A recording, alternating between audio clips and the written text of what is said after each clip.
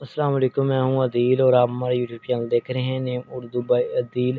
आज की इस वीडियो में बात करने वाले हैं अरमान नाम के बारे में। अरमान नाम का मीनिंग क्या होता है, अरमान नाम के लड़के किस तरह के होते हैं, लकी नंबर के अलावा मुफीद आते कौन सी होती हैं, असूल ज़िंदगी के बारे में बात करेंगे। तो सब कुछ आपको इसी वीडियो में बताएंगे। तो आपसे एक छोटी सी रिक्वेस्ट है कि प्लीज़ वीडियो को लास्ट तक जरूर देखिएगा। सबसे पहले बात कर लेते हैं इस्लाम के मायने की, जिसके मायने है रफ़ीक और दोस्त के होते हैं। और तख्लीकी ज़बान के बारे में बात करें तो ये एक फ़ारसी ज़बान का नाम माना जाता है, जिन्स लड़का है।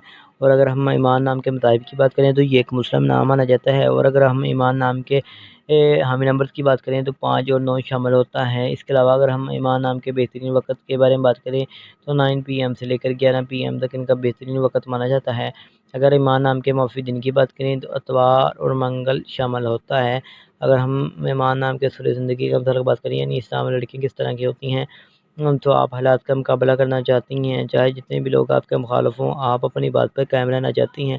और अगर हम इस्लाम के लकी नंबर की बात करें तो इनका लकी नंबर 4 माना जाता है। और अगर हम इस्लाम के हाकिम सियारे की बात करें तो सियारे में प्लूटो शामिल होती है।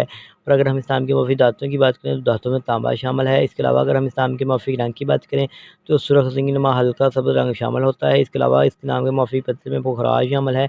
अगर हम इस्लाम के मुतबादल मुफीद पत्थर की बात करें तो गर्द आसनू पत्थर, फ़िरोज़ी पत्थर, मरजान, हिजल, साज पत्थर वगैरह शामिल होते हैं।